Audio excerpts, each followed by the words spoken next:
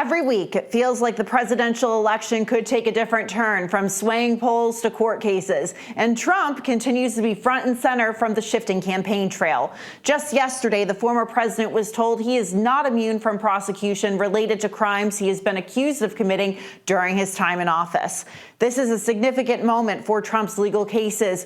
What could the fallout be if he is ultimately convicted? It's time to go on the record with Scott Tranter, Director of Data Science from Decision Desk HQ. Scott, it's always good to see you. Thanks for being here. Thanks for having me. Wonderful. So, Scott, a recent CNN poll found that half of Americans say it's essential that a verdict is reached before the 2024 election.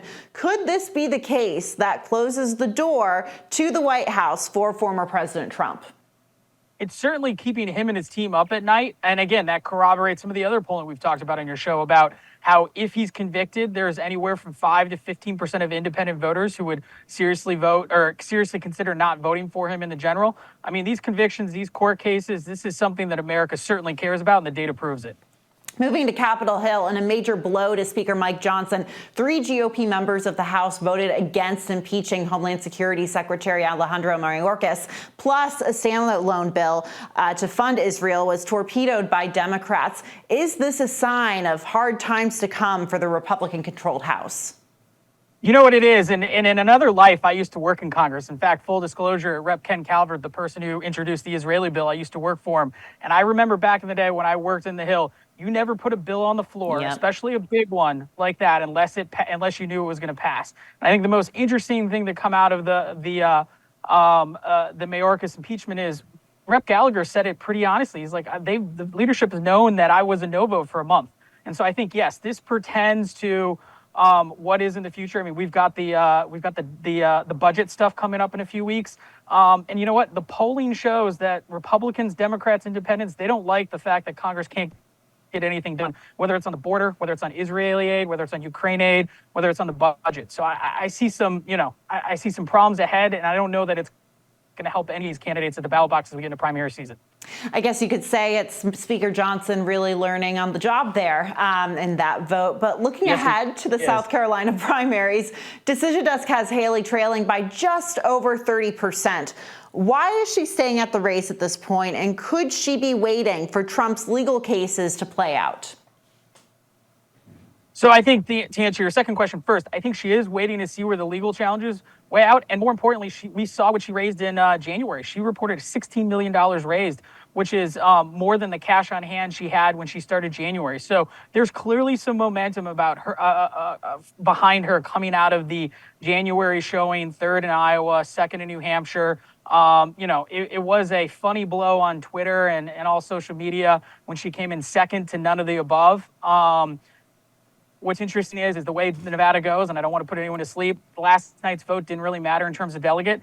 It's really going to be tomorrow's caucus in Nevada that awards delegates, and she's already said she's not going to compete in that. So by and large, Nevada doesn't really matter other than it's, funny for Twitter, funny for social media. That South Carolina number you showed is really what's it's gonna make or break her. I don't think she's gonna win, but can she beat expectations and continue that fundraising so that she can keep it on until Super Tuesday? That'll be the question.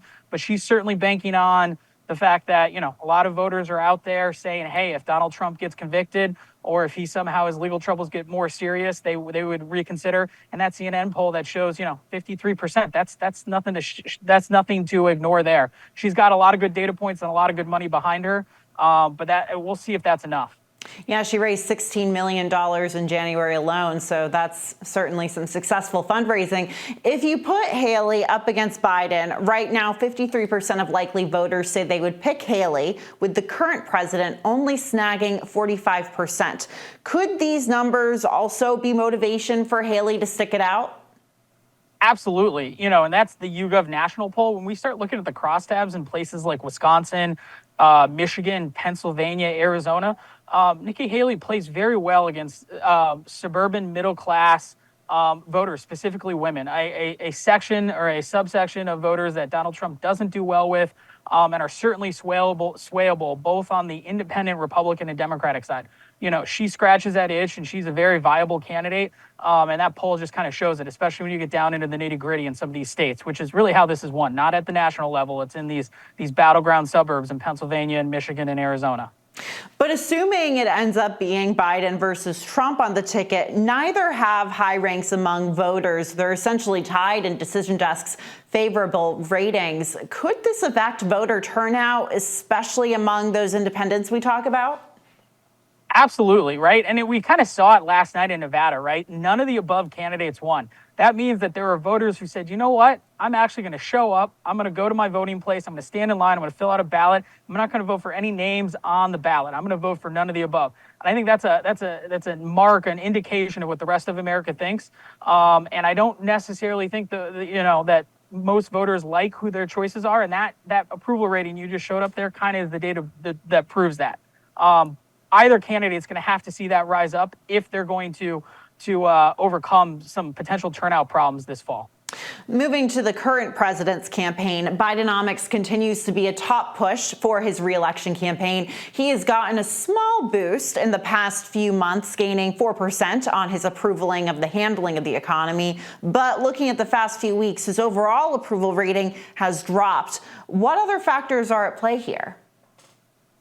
I think it's perception of the economy, right? We have been reading about more and more layoffs in the tech sector. So this isn't the blue collar jobs or some of the service jobs that we saw at the beginning of COVID. These are some of the high 5, low 6-figure jobs among the 25 to 35-year-old crowd. And it is affecting not hundreds, but tens of thousands of people at big brand name companies like Amazon and Meta and PayPal and Salesforce.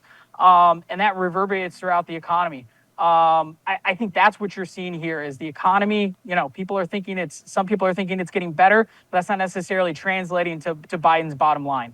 And that's frustrating for the current president, for sure. We talked a little bit about this earlier in the show, but Nevada just held its primary without Trump on the ballot. The caucus is tomorrow. That doesn't include Nikki Haley. But what happened and why in the primary last night, if you could go into more detail on that?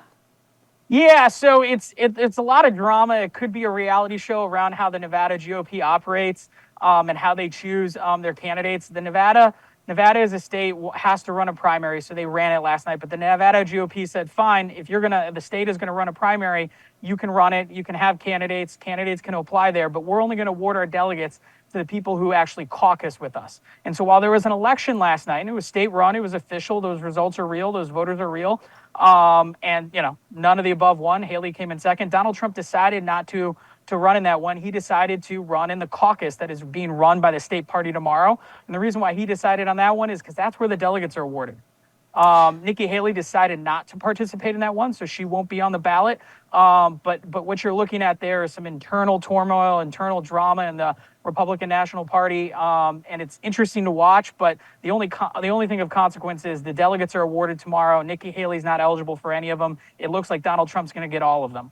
And that's only going to boost him going further. Scott Tranter, Thank you for joining us from a beautiful Washington, D.C. skyline. Thanks for having me. Thanks. That's it for What's America Thinking. Come back next time. I'm Julia Manchester, and be sure to like, share, and subscribe to the Hill's YouTube channel. Also, we want to hear from you. Leave your comments and let us know what has you fired up in your region of the country.